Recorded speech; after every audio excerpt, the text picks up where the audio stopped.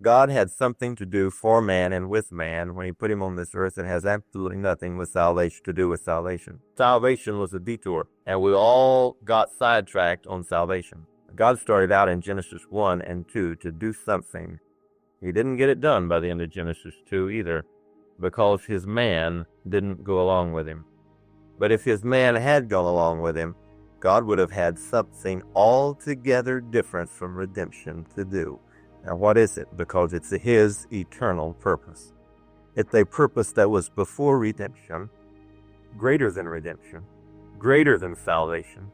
I would even say greater than the cross of Christ if you look at it from the redemptive viewpoint. Now, I believe the cross of Christ had to come into earth with or without the fall. But anyway, God had an eternal purpose for you and for me, and I'm getting in it.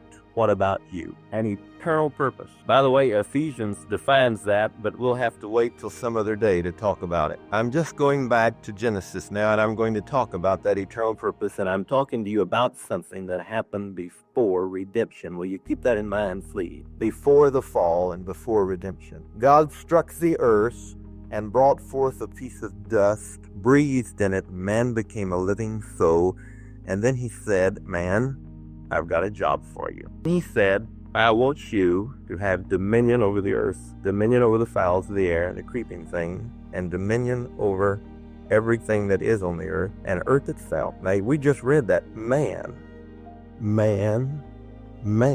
is to have dominion over the earth. Now, why is that so important? He also said, man, you will have the image of God. Now, according to Colossians, the image of God is Christ. So man is to bear the image of Jesus Christ. All right? Man is to do two things. He is to subdue the earth. It said subdue.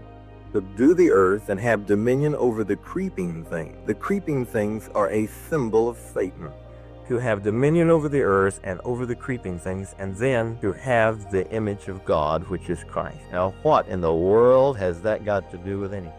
Well, in Genesis 1:1, it says God created the heavens and the earth. But by the time man gets there, does God still have the earth? Last night, we heard a dear brother talk about Satan and Jesus having a dialogue on the mountain of temptation, and Jesus stood there and looked over the whole earth with Satan, and Satan said, this is my domain. I rule it and I own it, and it is mine.